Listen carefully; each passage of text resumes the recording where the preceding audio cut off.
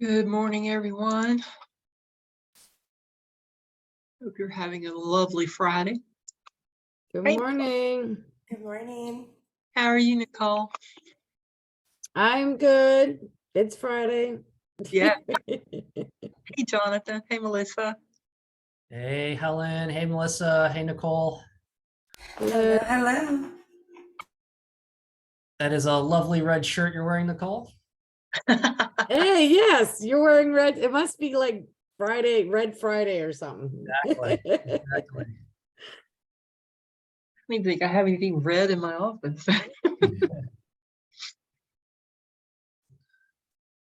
Just realized I haven't changed my calendar. It still says April. Living in the past.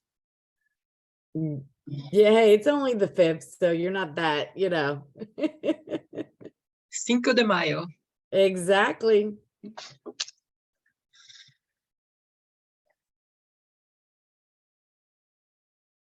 Nicole, remind me, who are you with? BOA? I am, with VOA. I'm the supervisor for the coordinated entry program. I've remembered. Yes. Trying to help these clients that are unsheltered and get them in permanent supportive housing or shelter or what we can do. Yes, I remember you talking about that in one of the multitudes of meetings I've been in lately. Yeah. I don't remember which one it was, but hey, Lloyd. Hey, Russ. Oh, Russ is still connecting. Nicole, where's your office based out of? Are you remote or are you out of? So we have 2 locations. We have one office at the DSS, social services, and then we have our other offices at Gilbert Street, 801 Gilbert Street, and that's like for the after hours. Gotcha. Okay.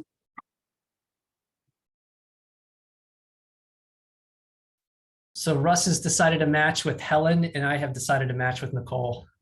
It was clean. It was clean. Yeah, it was clean. It was that or hang it up. Ever practical. Exactly. The other benefit of a virtual meeting, I can't really tell if it's not clean. True. I'm pulling up my minutes here really quick. That's why I'm looking away.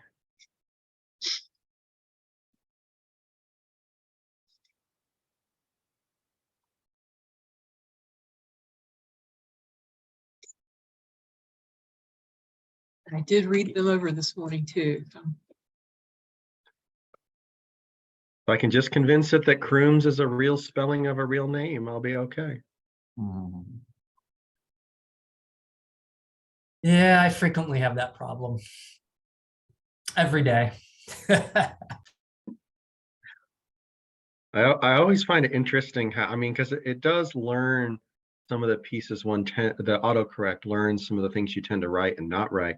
And I'm always fascinated to okay, so what did I do that made it think that was right or that wasn't right? Well, you can always add to your dictionary.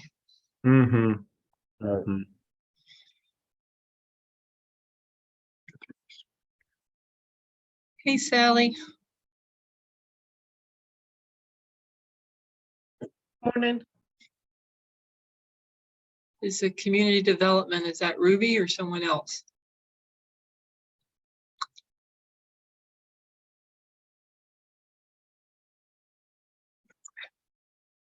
Incognito.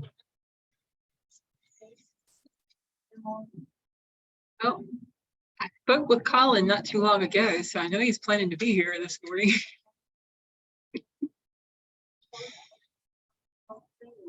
But we can go ahead and start, and he'll catch up because the first thing on the agenda is to approve the minutes anyway. Since we have enough members here to be able to do that, then Eliza's not here either. Wow. Goodness. Usually she's here. Okay. But we'll go ahead and start, and we'll start with approving the minutes, if that's okay with y'all, since we have 3 of us here and that's a quorum. I know Russ saw them because he wrote them. Jonathan, did you get a chance to look over the minutes? I did. I move that we adopt the minutes. I second. All in favor? We can put it in the chat or just say aye. I think we all Aye. can. So there we go. Minutes stand approved. All right, now, I need to wait for Colin to get here.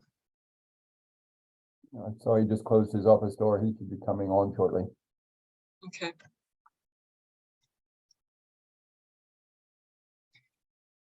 Because he and I met a little before 9:30 to go over what we're going to talk about today. So I have our agenda, but there's some things that he's going to need to talk about.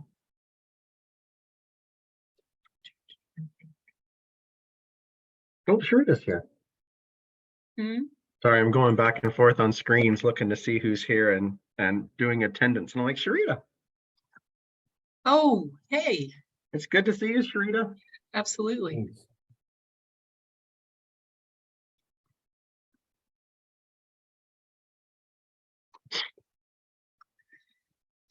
You made big plans for the weekend?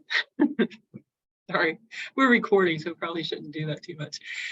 But Every once in a while when I listen to the minutes, I'm like, I think we all forgot the first 5 minutes if it was all being recorded.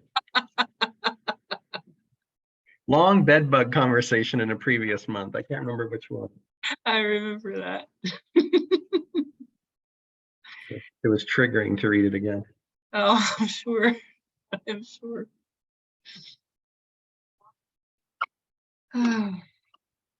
Colin. Well, we'll go ahead and talk about the next item. The He's next, coming. He's Yeah. coming. I'm sorry, I held him up. I was on the phone with him talking about policy and planning agenda for Monday. it's okay, because the next thing on the agenda is COC liaison for policy and planning. So he doesn't actually have to be here for that. But I'm glad you're here because it's talking about policy and planning. I know that we have 2 people who have asked to join the policy and planning as the COC liaison, and we have 1 position. So 1 person is Sally Wilson, and the other person is Danielle Butler. Yeah. Colin and I were chatting some about that. Mhm. And my question to him was, we also have that 1 opening on the HSAC. And wondering if one of the other would qualify potentially for applying for that spot. Hmm. Then that way we wouldn't have to turn anybody down. Right.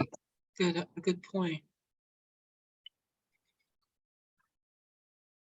Well, we have Sally here, so remind Sally what that opening is. I keep trying to remember which one it is. Is business, private business? Is that what it is? I'm gonna pull up the minutes so I can see, because I don't remember right now. Russ, do you remember by chance? I think you're right, Street. It's on the city side or county side. I can pull it up quick. I think it's county side. Okay. I think. I'll pull up both just to get the full picture. It's a corporate private sector on the county side. With the Triangle Apartment Association count, is that potentially? Yeah. Would it? Oh yeah. Here's the issue we run into, because I was trying to do some recruiting on one of the pieces. You have to be a resident of Durham. If it's the city appointment, you have to be a resident of the city. If it's the county one, you have to be a resident of the county. From what I understand. So Would Sally's program qualify for that? It's a nonprofit. Does it matter if it's I don't think that would qualify as a private business. Yeah. I mean, that's not our determination, but I think it'd be hard. I mean, the email even says duke.edu. So. Well, I mean, I'm obviously not a Duke employee, but yes, I mean, I assume that a nonprofit does not count as corporate private sector. But one could clarify with the county.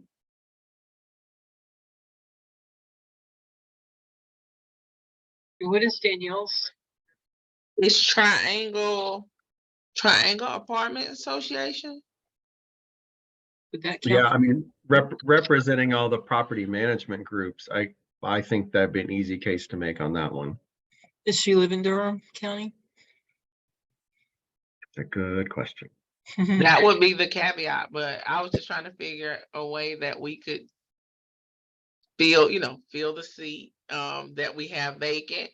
If the Triangle Apartment Association does apply, I think that would be a good addition to the HSAC, especially as we move forward with trying to do a lot of landlord engagement things. I think it just would be a good fit to have a representative voice from that organization, who might be able to help us make some in somewhere. And in that way, that could be Natasha's kind of group that she is a part of as a member of the HSAC. And then we could bring Sally on as the COC representative liaison. Ruby, you had a question? Yes, there's a seat for the city nonprofit seat that Chris Tona has vacated. Oh, that's right. So if Nicole's organization doesn't qualify and she doesn't live in Durham County, then Sally could apply for the nonprofit slot. If you live in the city of Durham, Sally? Yes, I do. Oh, then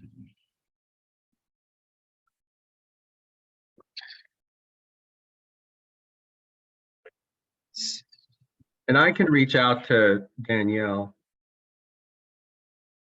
if that's helpful. What is her last name? It's just escaping me. and I'm not trying to necessarily leave us in the position where we don't have a COC representative. I'm just trying to figure out how we could bring both people of interest on, in a way that doesn't require us to turn somebody away that wants to actively participate. Sally's been on a lot of calls. And so I think the challenge that we have is that, it's only a core group of people that step up to the plate and participate. So. Well, Sally, what would be your preference? Would you be willing to consider the city seat? Yeah, absolutely. Okay. Well, then why don't we let you pursue that and then hold off on appointing you to the policy and planning as a COC liaison until we get that other appointment. Would that be okay? Sure. Perfect. Thank you. And Russ, you're going to reach out to Danielle Butler? Thank you. Yes. And if Danielle doesn't want to take on that much of a commitment, then she can just be the COC liaison, and that solves our issue. She's been real consistent coming. So I know there was some outreach to another person for the county business. We'll see. Cool. All right then. So Colin, just to catch you up, and Eliza, we've already approved the minutes. We were just moving into the other stuff that we didn't absolutely had to have you here for. Perfect. Okay. So we are now at the point of working on the agenda. So did you want to take over and do your screen share and what you usually do for that? I can do that. Give me one moment. Thank you. Well, so while Colin is doing that, I guess I'll just say a little bit to the executive committee. So of course, you guys know that I have been missing in action. I am now back in the office part-time. I was actually out of the office from January 12th until about the 18th of April.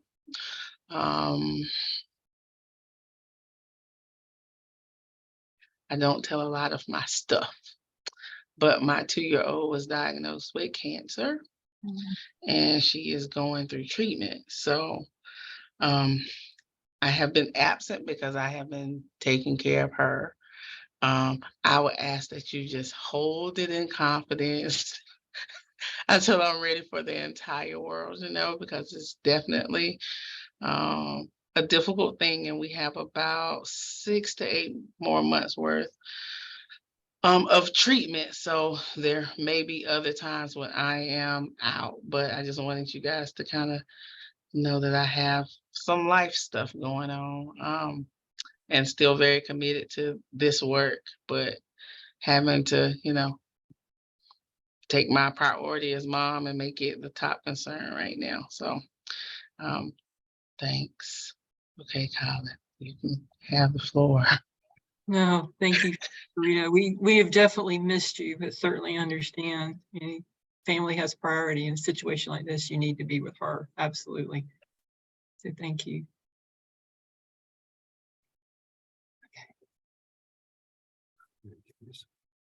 Thank you, Sharita. And our prayers will continue to be with you and your family as you navigate this time.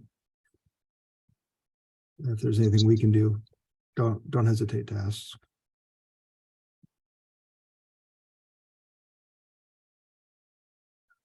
All right. So at this point,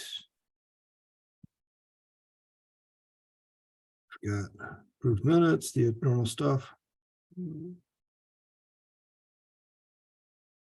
Minutes.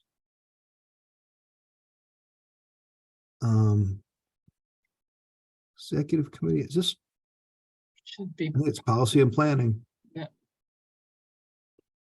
I wasn't sure who it was this time. All right. Sharita and I can figure out, depending on what's happening with Zuri, we can tag team.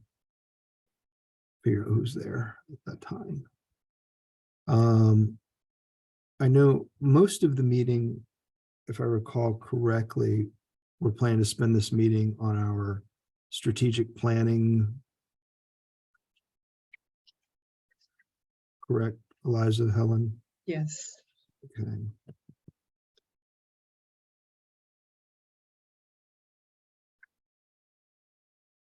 What do we want to call it? I don't want to say planning for future. Do we want to call it strategic planning, or what do you want to call it? Strategic planning sounds fine, Eliza. Yeah, I think it's more of like I would say like a data dump than like a strategic planning yet, but I think that would be potentially the longer term goal if folks have energy around that. I think it's kind of like a trying to understand where people are at and what they're interested in. Because there's no point in trying to do a strategic plan if folks aren't energized to do it. Maybe we call it begin strategic planning input session. Yeah. Yeah, that works. And I was imagining a conversation around the goals to kind of get us started on seeing where people have questions or see opportunities. Goals, wants, needs. Okay. Which is, all right, so I'll take off this planning for HSAC goals and structure and purpose, which is what we kind of had as a placeholder. Housing first evaluation presentation. Did we do that in April? Or No, we punted it. I think we were supposed to do it in March, and then it got punted to April, and then we punted it again to May. Okay. So we've got a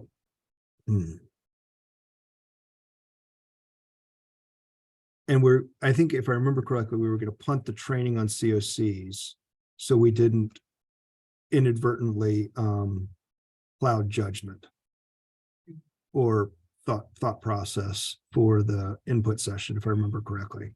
Right. This is a full COC meeting, though. I think that's why we had planned for the COC training. Okay. Well, I mean, we can always do that at a future meeting, or we can always we can always invite and do another full COC meeting. We're required to do 2 annual COC meetings every year. But not limited. We're not limited to 2. We can always invite and have additional COC meetings if we want to. I've worked in some jurisdictions where it's every month was a full COC meeting. There wasn't a month that didn't have a full COC meeting. And then I've been in other jurisdictions where there were only 2 meetings a year. Not just Durham, but another jurisdiction did 2 a year. Okay. So anything else that we want to add to the May meeting besides minutes, policy and planning, strategic planning input session, housing first evaluation? And do we want to do the housing first presentation before we get into the strategic planning or after the strategic planning? Kind of think we should do everything ahead of the strategic planning, and then we know exactly how much time we have left so that we're not scrambling to try to put in things we have to do before we. That'll work. All right. Anything else that needs to go into the agenda? And this is probably going to take up the whole thing, especially if we're going to allow time. And one of the things that Melissa and we need to know is, how do we want to do this input session? Are there any needs, or let's talk through, are we doing any polling? Are we doing breakout sessions? Are we doing any of those things? Because we have to set all that stuff up on the front end. Right. So One with quick that- question. Yeah. Because I know that we're going to spend a lot of time talking about what this is going to look like. You've got in the June 14th HUD training. Does that need to be? That's just an announcement. All right. Thank you.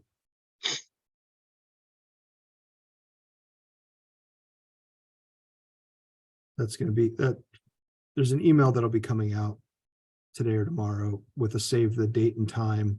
HUD headquarters will be doing a training for us on for all the subrecipients and or anybody who wishes to become a subrecipient to work with ESG funds or COC funds on grant management, documentation, how to avoid the most common findings. So this is going to be a requirement of all members who receive funds, and a invitation for anybody who wishes to apply for funds to start getting that technical assistance to build the capacity to be able to compete for those types of funds in the future.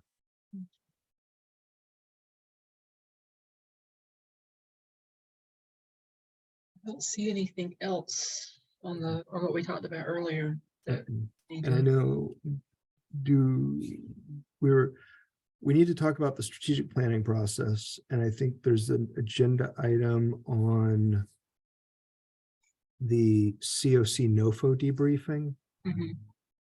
Where would you like to go with that, Helen? Do you want to talk about that debriefing, which may or may not impact the way we design the input session? Talk about that again, what that actually is, so that we can figure out.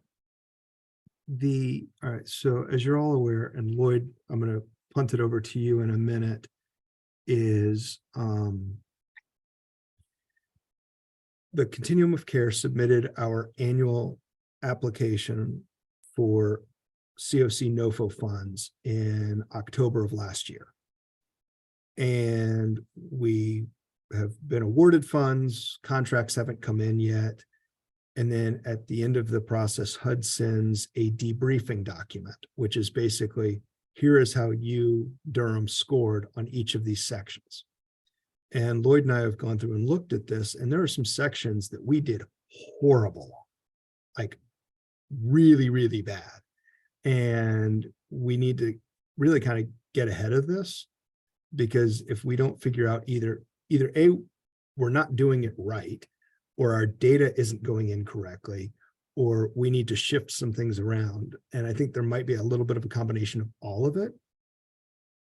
And some of the things that we found in this, we may have already started making some corrections on that'll help us in the next go around. But essentially, we really need to look at these areas that we weren't good at to see, is there anything that we can say we've improved on since we last applied? Because we're going to have to do this application again in the next couple months. And while we may not have anything to show for it, we really need to be planning to make sure that we're ready to see that score jump in 2024. So Lloyd, I don't know if there's anything I missed on that or if that's a fair synopsis. Yeah, thanks, Colin. It is a fair synopsis. I don't know if I can share my screen and share the scoring summary, if that would be helpful. We essentially, our summaries has scores from 8 kind of subsections of the collaborative application, where we scored horribly. I would say in summary would be coordination with housing and healthcare. We didn't get any points in that area because we didn't have any projects working with healthcare organizations in a coordinated way. Overall coordination and engagement with federal, state, local, private, and other organizations, we scored only at 72% of the total points available. The other big area was system performance, was only 61% of the available points. And so overall, we only received 136.5 of 200 possible points, which was a score of 68.25. The median score was 154.5, so we were well below that median. And so the big areas I think for improvement are around system performance and coordination and engagement with federal, state, local, private, and other community partners.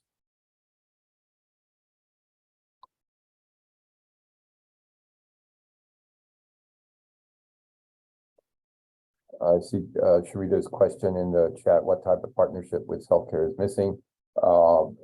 HUD wants, I think, to see formal agreements between healthcare organizations and housing organizations. Came out of the, was included in the supplemental NOCO last year for unsheltered homelessness, as well as included in the collaborative application for the annual COC funds. And so projects that have a formal agreement with a healthcare organization to provide healthcare to project participants would score better in the competition and certainly support our overall COC collaboration. And I'm surprised to hear that there are no formal agreements. So right. Let me see who I can reach out to. Okay. Because it feels like every time somebody's applying for something, we get asked about agreements or will Lincoln sign this or something like that, and that's been done, but I didn't realize there was nothing. Not even with UMD, I'm surprised. So I will look into that. I think from our side. It may be with UMD, but I don't know that there's an agreement for the COC funded Fresh Start project. And I would say to be clear with the committee and people on the call, how does collaborative application score impact the COC? We have not been able to get tier 2 funds in several competitions, and the only reason we got a domestic violence bonus project last year funded was because we did reallocate some projects, and we had some funds available under tier 1 that were reallocated to other projects, including our domestic violence bonus project last year. So when we don't score well as a COC on the overall collaborative application score, it limits our ability to get projects under tier 2 funded and bring more resources into the Durham community. So that's what we're looking at. So just, I think I maybe missed a beat. I apologize. So is the thought that we're going to go to the full HSAC COC and say, hey, here's what's going on? Who's got solutions? Or are we talking about, maybe having a gathering that's the COC funded projects, leadership from this group, leadership from performance management to, because it's, to Sharita's point, that's a good example of the health one. It may be a documentation issue as much as or even more than a performance issue. So I guess, is there a way for us to get in a room? I don't know how we do this on Zoom too well, and really break down where can we get points for these things? What can be done immediately? What needs long-term? What are you all thinking in terms of how we actually kind of do the problem solving part of it? I think there's a piece here, Russ, that's important to keep in mind is while the COC NOFO only funds it's not a small number of projects, but it only funds a narrow bandwidth of programs in our continuum.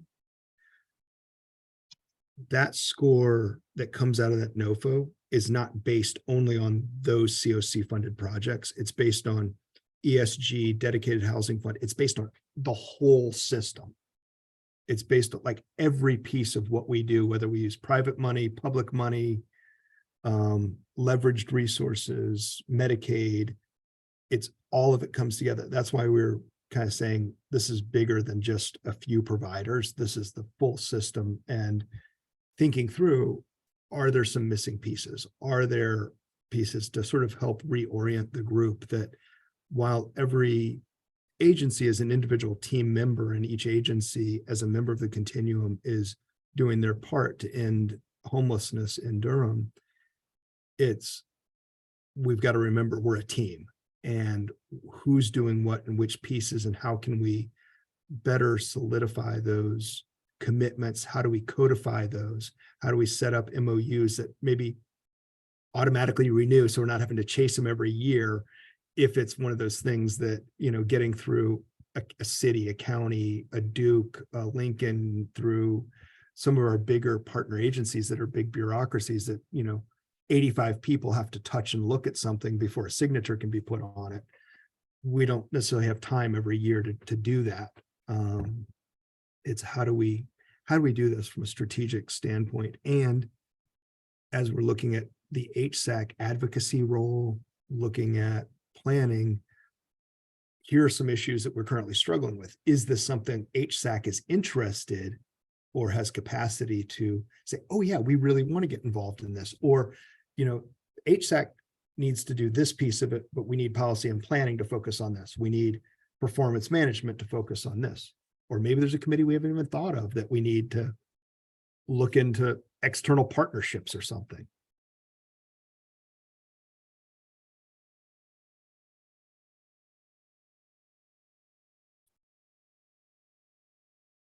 The interesting piece is with this Carver Creek conversation growing out of the familiar faces piece. I say we, meaning the group, is getting all these people to the table in a different way than I think has happened in a little while. I say since COVID. So I definitely think the energy is there. I guess my question just still remains, and I think you made a good point. This is a broad system issue. I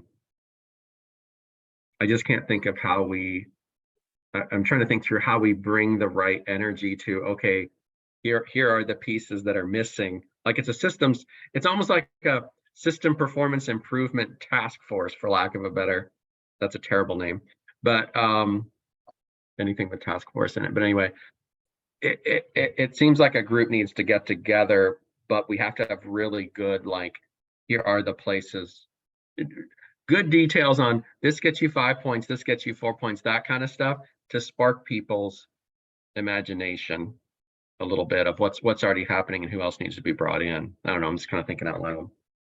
Could it be a combination of doing some sort of working group or group that's pulled together, then bringing that to the larger group and then taking it back to a smaller group again, allowing folks in that larger group who maybe want to participate to be added on.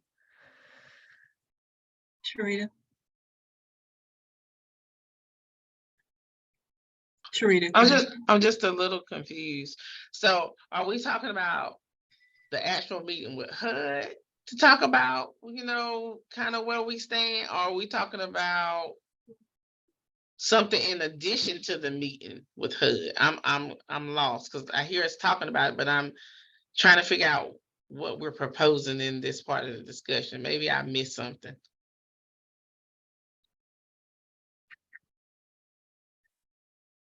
I know we started talking about the debriefing, the COC debriefing, just letting the HSAC know what the results of that were. That's my understanding. And then we're getting into the discussion of how we're going to resolve those issues, which I'm not really sure that we can do that right now. I'm sorry, I was reading comments in the chat. It makes me think that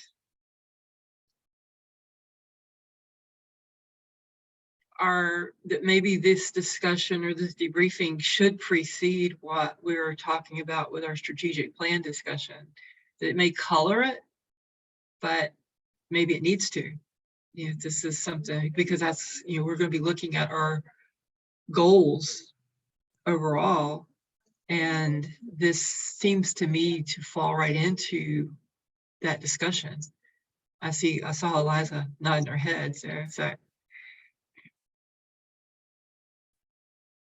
And then what we do with it from there is probably is most likely going to go from the results of that discussion. Does that make sense? I feel like I'm rambling here for a second. If I'm hearing you correctly, Helen, I think you're articulating what I'm hearing, at least, is the debriefing should be shared because it may help guide the input, but also help narrow the focus of what are the things that we want to focus on by starting with the things that we almost have to focus on to bring our score up. Because as an executive committee, you could make the argument that we feel it's really imperative to bring a score up because that score dictates funding levels. Right. And if our score had been higher, we may have gotten a domestic violence bonus or a permanent supportive housing bonus. So if we don't bring that score up, we run the risk of the funding continuing to go down and potentially losing money. But on the flip side, we bring the score up, we increase our likelihood of bringing additional federal resources to Durham. Exactly, and that helps to identify, when we're looking at identifying whether or not we feel as a HSAC we are meeting our goals, then that discussion on the CSC debriefing is going to feed into that. Yes. So is that okay? Does everybody agree then we should bring that in the agenda, do that COC debriefing before we do the strategic planning part? And then we'll go from the strategic planning to decide what work groups we want to do. And I'm gonna ask Eliza in a minute to take this part of the meeting and talk about the plans because she's done an excellent job of thinking this through and getting some ideas. Sure. Why don't we go ahead and do that now? And then I think it'll help to answer maybe Sharita's question. And go ahead. Thank you, Eliza. Sure. I guess I'm also kind of just sitting with, if we're going to have this larger discussion, maybe it makes sense to adapt some of those questions to do more reflection around, like to marry those two things better. Right now, I think what we were just talking about and what I'm about to talk about feels more separate.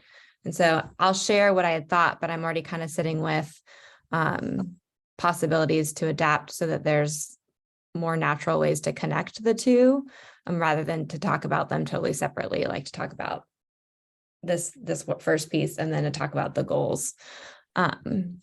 So what we had kind of thought about, and Helen was really helpful. Sorry, Sharita says, I don't know, I thought that the plan session was about our vision and not requirements. That's true. So let me share kind of what I was thinking, and then y'all can help guide kind of how we connect the two or keep them separate. So we were kind of thinking about how do we get folks to, share a little bit more, think about why we're here, have a conversation collaboratively, and kind of see where there's energy for folks to want to learn more about something, or opportunities for clarity, or places where we can celebrate, places we can improve. And so what I had kind of proposed is we say these HSAC goals at the beginning of meetings. And I'm would say fairly new, but I'm not. I started in 2020. I had one meeting in person. I don't really know the story of how we selected these goals. And oftentimes it kind of feels like we just read them and then we move on. So how do we spend a little bit more time having a conversation? And so the thought would be having 4 questions. Originally something like, what does this goal mean? But we could shift it to words that stand out.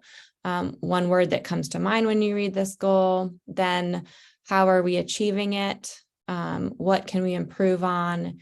And what questions do we have? And going through each of those goals: finish the job of ending chronic homelessness, prevent and end veterans homelessness, prevent and end homelessness for families, youth, and children, and set a path to ending all types of homelessness.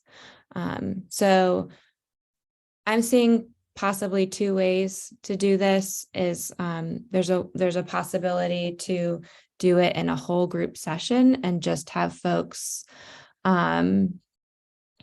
like use a tool like Jamboard, where you can create a sticky note, and we would have a slide, like the first slide would say, finish the job of ending chronic homelessness at the top. And then the question, let's say we shift it to, what's one word that stands out to you in this goal? And then folks would create a sticky note and write their word. And so then after everyone who's able and wants to participate creates a sticky note, we kind of call out, maybe there's a lot of similar words, maybe there's some concepts that are coming up, and then we quickly move on to the next. And so the next slide would say the same goal at the top, and then say, how are we achieving this goal? And people would answer that on a sticky note. And then we would see everyone's answers, and we'd continue through. And so the point would really be for everyone to be able to see what everyone else is writing, and not doing a lot of organizing or analyzing, but allowing people just kind of see naturally what's coming up. And then I think I'm interested in understanding the structure of a work group versus bringing it back to executive committee to see, particularly like in a work group, would it just be executive committee, or are people interested in participating in kind of the next steps? And those next steps, there's a process through a facilitation method called TOPS, Technology of Participation, that's called like the Easy Easel method. And essentially in a group, we could take each of those answers and categorize them into groups. So maybe there are certain answers that can be formed into a group together, that allows us to kind of see these bigger themes that are bubbling up with each of those questions. And then in a small group, I would propose that work gets done. And then there's some presentation that goes back to the large group that shows, here's what you all did, and we wrote on these sticky notes. Here's how we organized it into elevated categories, and then ask for feedback. And then those categories would potentially be things that we could vote on to say, this is something that we are seeing as important across several folks, and this is something like, this is one thing that we want to work on this year, or these are the 3 things that people are energized to work on. But particularly bringing it back to the big group and having people almost like vote, like, this is the thing that I want to spend time on. So that's kind of what I was thinking in terms of like trying to pull out some pieces that are common across the group. I think there's a possibility to do it in a large group, and I can see the benefits in doing it that way, and that everyone is able to see what is written on the sticky notes. And so there's some trust building and there's some consensus building there itself. I could also see the possibility of having folks do that work in small groups. I would say if we do it in small groups, we're going to need more facilitators. So Helen came out with a great idea of like, let's say 3-4 people from executive team say we're willing to be facilitators. Each one of us would take one goal and run through the same goal with the same 4 questions for every group that cycles through. And the facilitators would be the ones moving rooms, not the groups, so that we wouldn't have to move a ton of people every time we switch. So that's kind of what we were thinking, open to feedback, open to shifting. But I think the idea was to kind of allow folks to share thoughts in a way that's structured around our goals, but allowing people to kind of elevate some larger things and see connections with other people that are also attending the meeting. Thank you, Eliza. So what are your thoughts, everyone else?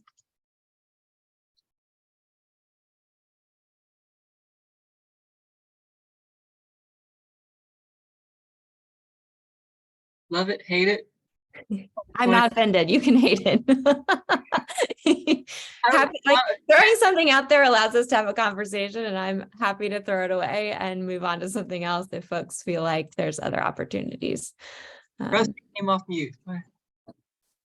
I'm fully on board. And I sound hesitant, and it's not about doing this. I think it's terrific. I'm having a hard time divorcing it from the earlier conversation where part of me is like, we need to have like a crisis management conversation on the other piece early on, partially sooner than later, because I mean, to Colin and Lloyd's point, like the trail on these things is like what, 2 years, Colin, in terms of when we apply and when money comes. Like there's a long tail, not trail. Sorry. Yeah, we're anticipating an application coming out in the next 30 to 90 days. Yeah, it's going to be early. And then it'll be due 90 days after that. So somewhere between 4 and 6 months, we have to have a submitted application ready to rock and roll. And but the money is actually going to like hit in year. The money will become available in 2024 and will have to be fully spent in 2025. You apply in 23, the award from 23 comes into contract in 24, sometime during that calendar year, and is fully spent out 12 months after that, which is a 25. So there's going to be a little bit of things. We might be able to do some adjustments for this application in terms of what did we do to adjust or course correct.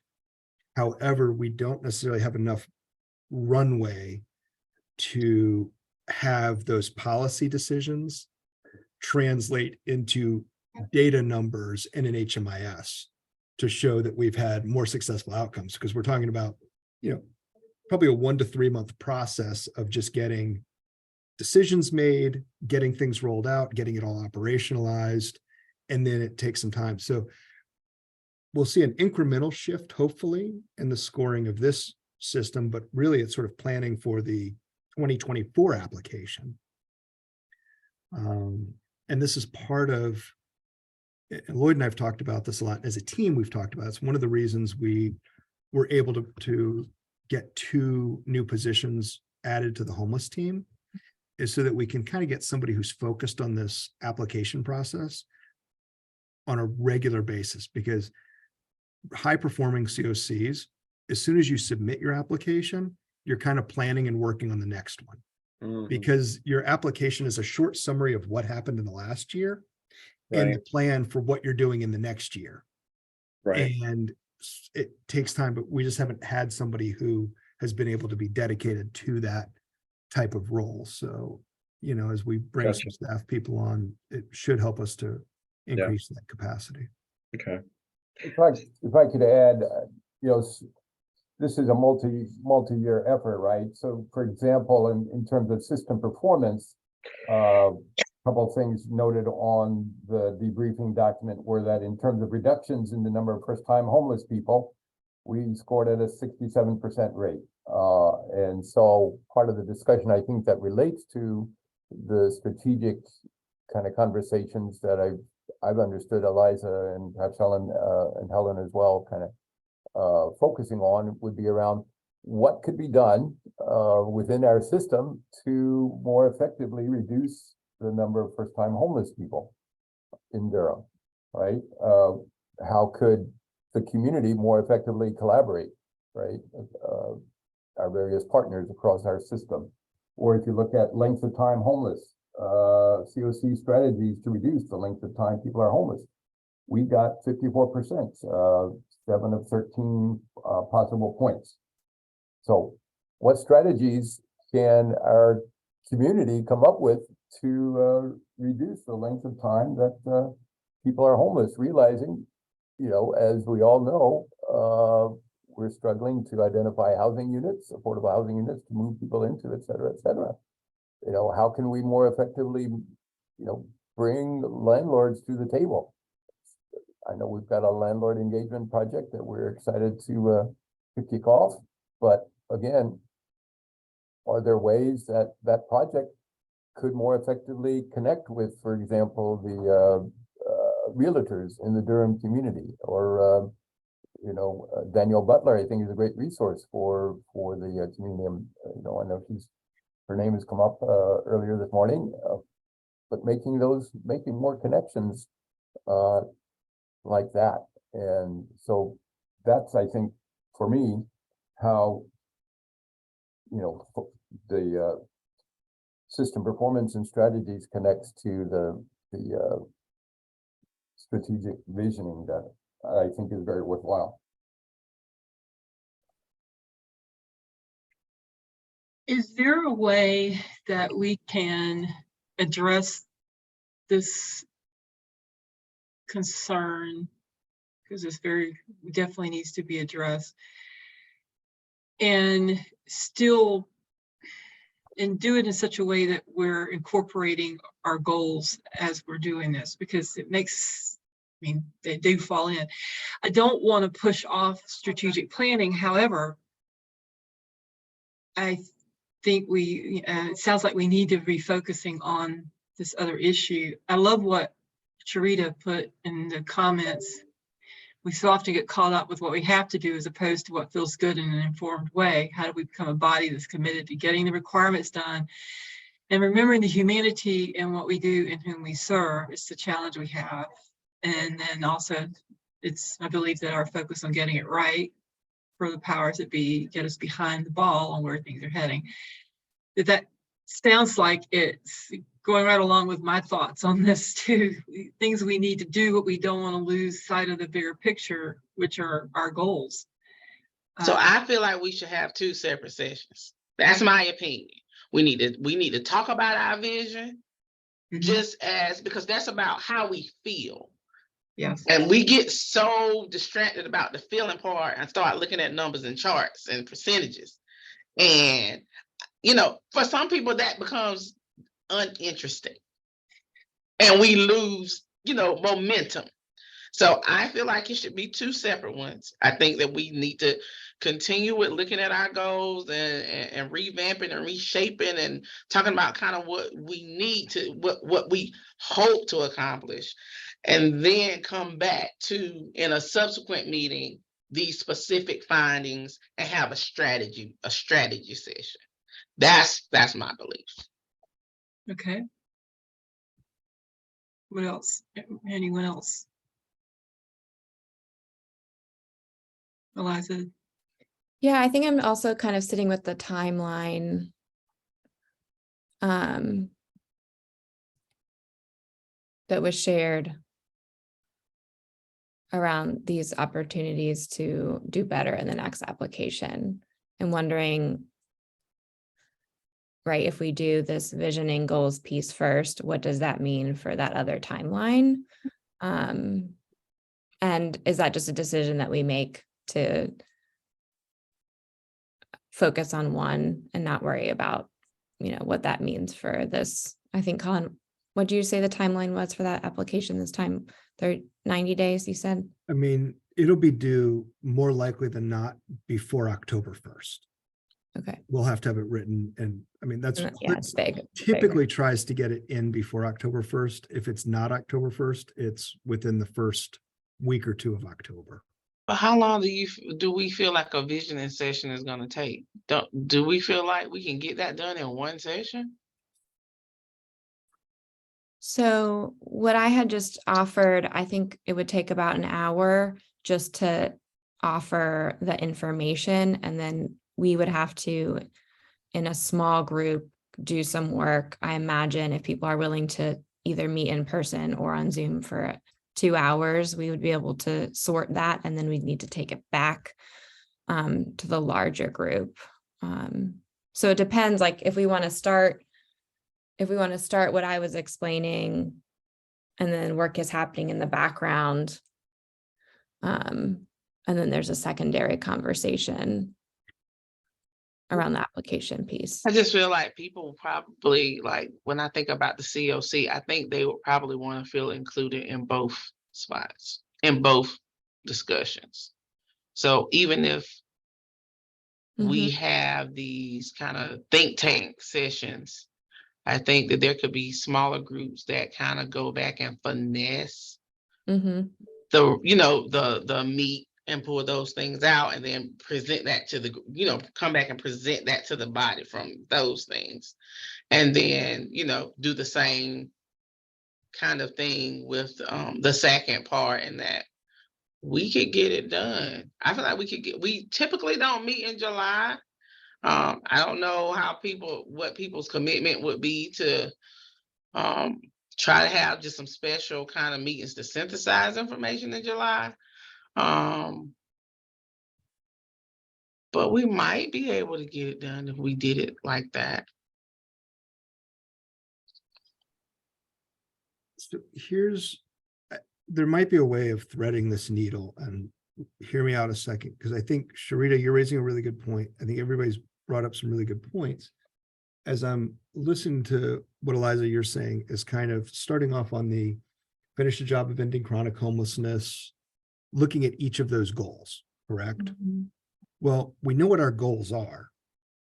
We can look at our COC debriefing as our report card for where we currently stand on each of those goals, which may help frame the conversation of, hey, right now, according to our COC report card, in terms of ending chronic homelessness, which we know has to have a disabling condition, we are failing on partnerships with the medical community. And what does that mean to you? What does it look like to do that? In terms of, setting a path to ending all types of homelessness, maybe there's something in that debriefing that ties to that. So we kind of weave the two together and use it as, it's not just here's a blank slate, but here's our goals and here's where we stand. How do we move forward from here to improve this? And to Sharita's point, it is easy to get caught up on, well, we want this percentage to go to this percentage, but each of those percentages is a human being, is a household with people with lives and families and people they love and needing to be part of the community. So we want to make sure that we tie those together through that discussion is, yes, while we want to see this number get better, how do we make, person A and household B part of that process? It's so easy for us to get stuck on the numbers. That's just historically what we've done. So even when we try to mesh them together, we just usually just go straight to the numbers because people just feel like they can tangibly look at the numbers and do something about it. But it's so automated. So the other pieces are missing. So I think we have to figure out how to separate it and bring it together. So I think it's really going to be up to us how we create a way to elicit the responses that we need on both these, the number side and the people side. But we need to make sure that we get the people side. We just did that whole big thing that we thought was going to be small, the community needs assessment, and it ended up being huge because we were trying to focus on the voices because we don't listen, we just look at the numbers. And so how do we try to, yes, look at the numbers because the numbers tell us a lot, and but also keep that humanity in there so that we keep people engaged. We not begging people to come to performance management and executive committee meetings. It's no reason why we can't have 20 people on this Zoom call right now. No reason. So what is it that we're doing that is making people not eager to be at the table? So that we don't have to always take everything out to the HSAC because people are not here, but because they're actively helping us solve the problem in real time. So right now we're being redundant and we're using up a whole lot of time because people are not at the table. So how do we get them at the table? So Sharita, I'm hearing you say there's been a lot of here's the data, now let's have a conversation about it. Maybe there's an opportunity to say I think I liked also what you were sharing, but what if we started with this broader conversation? We collect that in May, and then there's an effort to have the assessment piece rather than to present the assessment piece on the front. What could it look like to take some of that data from the May meeting and marry that with you start that and then show where some of those pieces connect with the assessment. And maybe we also some of the pieces that elevate in the broader conversation, I imagine they're going to connect naturally with some of the holes in the assessment. And doing it that way so that we're starting with a broad conversation, but then showing people how it is connecting to the data and kind of flipping it. But it also allows people to say, we really care about this thing, and that's not something a part of this process, but it's still important to us. And letting people see where those pieces aren't connected and being able to say, it may not be connected to this larger application, but it's still really important to us in Durham and we should spend energy around it. Because I'm hearing that might be part of the energy disconnect is there are pieces that people want to talk about that maybe aren't really discussed when we start with the data.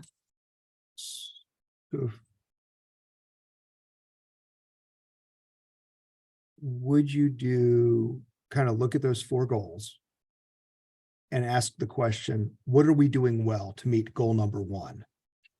Where are we failing on goal number 2? And kind of do that for each of those 4 goals. And then let's see what our self-evaluation is, and then come back in the June meeting and share how that data dump lines up with what HUD is seeing from our application. Yeah, and I would say that would not be the primary purpose of that group that is going through that data. That would be a side piece is this is how we're connecting it to this other thing. And so that we can be really clear about, here is this process we are engaging with HUD around. And there are ways that when we have a conversation outside of that structure, it's connected to those pieces. And there are also ways and things that are really important to people that aren't connected. And I think that starting with that broader conversation is going to let us see that and make some strategic decisions around maybe we don't want to send all our energy toward increasing this score, but we can send enough of it there while also working on these other items that maybe aren't as aligned to that structure, but exist outside and there's a lot of energy for them within HSAC members. that could be a way to kind of like try something a little bit different. What I'm hearing is the like tension of starting with the data that a lot of times it misses the humanity of kind of the people. But if we start the other way and still connect it, maybe that could be just, you know, a way to try something new. I don't know. Sharita, what do you think? Sounds good to me. Just starting with the strategic planning and then connecting it with the other information in the following month. Is that Yeah. right? Okay. And so I think we would be committing to some work in our executive committee. And maybe some folks additionally to kind of make sure that we're clear on kind of what needs to be distilled from this stuff from May so that it can be presented alongside the evaluation piece in June.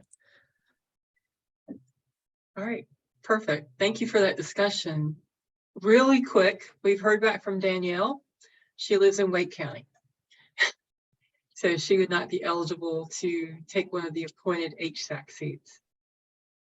However, we can appoint her as the COC liaison for policy and planning. And since Sally is going to apply for the nonprofit seat, is that, if that's okay, if that sounds good to y'all, then we can go ahead and vote on accepting Danielle as a COC liaison for policy and planning. And I would take a motion for that. I move that. Go ahead, Jonathan. I was going to say, I was going to make a motion, but if you want to add some comments there, I'll hold off on my motion. I'll just say I've had a few conversations with her. She is engaged around the landlord piece that we're already working on. And if, you know, those of us that already serve in the system have a natural reason to come to these meetings, whether we can vote or not, when someone like Danielle's interested in coming and going that extra mile, I'm all for us appointing her there, especially if it looks like there's another path, if Sally chooses to be involved in that way. So I would move that we bring Danielle onto that committee. I would second that. And just to add, Danielle was actually on the performance management committee and was a wonderful participant and contributor. She did have to step down simply because her position changed. And so, but has, you know, expressed interest in, you know, being involved in HSAC stuff. So I second that motion wholeheartedly. Thank you. So we have a motion and a second. All in favor, let it be known. Yes in the chat, please. No if you're opposed. And Sally, thank you for that comment. She says, keep in mind that others may be interested in the HSAC city position, which is great, but she'll be engaged regardless. And we appreciate that. That's been evident in your participation already. So thank you. One more. I do have a question. Melissa or Ruby, do we know if anybody has applied for the city spot? Probably not, because they just found out, even though Chris let them know that he had resigned, they just let us, they said, was he up for reappointment? And I said, he already resigned. So that was just the end of April. So they may not have advertised it yet. So I'm not sure if anyone has put it out there. So the motion is passed. We're going to appoint Danielle as the policy and planning CSC liaison. All right. One more real quick thing. We had mentioned at the end of the April meeting that we would be holding elections in May, and chat with, you probably saw in the chat that that's not actually going to happen until August. So there's always I always have some confusion every year about these elections and when they're supposed to happen and when they're not. I just wanted to make that. Does anyone have anything else before we adjourn? Thank you very much for a great conversation today. Thank you all. Before we adjourn, could we review the agenda for May's meeting so we're all clear? Yes, thank you, Colin. Would you pull that up? I can do that. Give me 1 second to find where I put it. Hold on.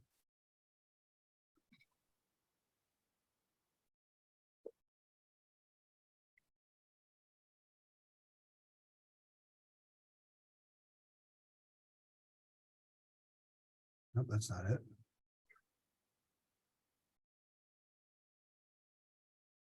Huh.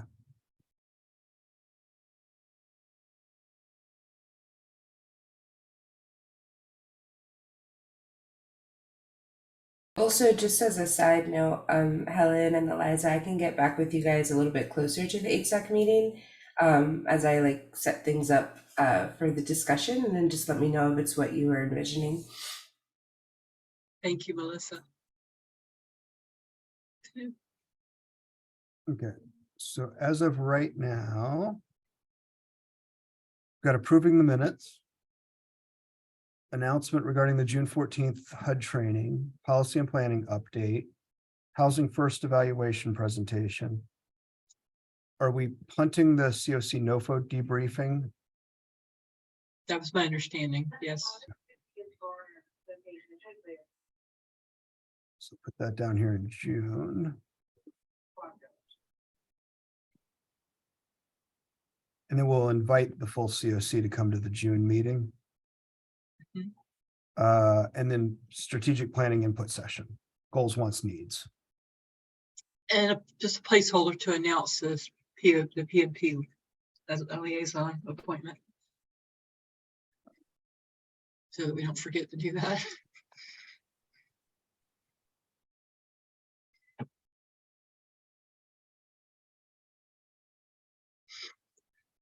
Anything else that we need to talk about before we adjourn today? Since we're already running over, but it's okay.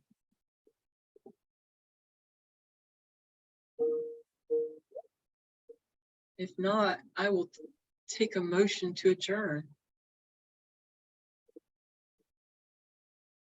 I'll make a motion. Oh, go ahead. Oh, motion to adjourn. Second. All right, we have a motion and a second. All in favor? You may leave the meeting. Thank you all again for a great meeting and look forward to working more. Have a great weekend. Thank you. Bye, everyone. Thank you all. Bye. Great weekend. Bye.